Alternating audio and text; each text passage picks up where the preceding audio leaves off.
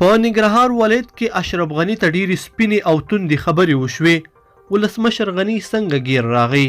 زمری څنګه په رښتیا زمری راوخوته؟ دا چې ننګرهار کې نن څه پېښ شول دلته یې له موږ سره په دې ویډیو کې وګورئ. درنو لیدونکو السلام علیکم، وخت مو پخیر. ولسمشر غني نن سهار وختي ننګرهار ولایت ته تللی و تر څو هلته له خلکو سره وویني او له نږدې څخه د ننګرهار ولایت ارزونه وکړي، د خلکو او مسؤلینو وړاندیزونه او شکایتونه واوري. د ننګرهار ذبیح الله زمري بیا ولسمشر غني ته مخامخ سپینې خبرې کړې دي او د ننګرهاریانو د حق غوښتنه یې ترې کړې ده. ذبیح الله زمري ولسمشر غني ته یې ویلي دي مارشالي دي عبدالرشید دوستم ته ورکړه، د مرکچي پلاوي غړي دي باتور دوستم وټاکه او سناتوره دي راهیله دوستم وټاکله. ولې دا موږ درته پنجابیان ښکارېږو؟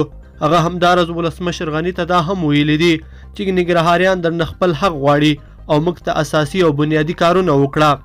د یادولو وړ ده چې ولسمشر غني سهار وختي ننګرهار ولایت ته تللی دی چې له امله یې د جلال آباد ښار هم تړل شوی دی او په ټولنیزو رسنیو کې هم د خلکو له لوري نیوکې کیږي چې عامو خلکو ته د تګ راتګ پر مهال خنډونه راولړ شوي دي. بلخوا ننګرهاریان د ذبیح الله زمري په دې خبرو باندې خوشحاله سوي دي او ذبیح الله زمری ستایلی دی. لیدونکو په دې هیله چې دا ویډیو به مو را سره تر پایه پورې لیدلې وي. که مو دا ویډیو خوښه شوې ویډیو لایک کړئ د سره او چینل سبسکرایب کړئ.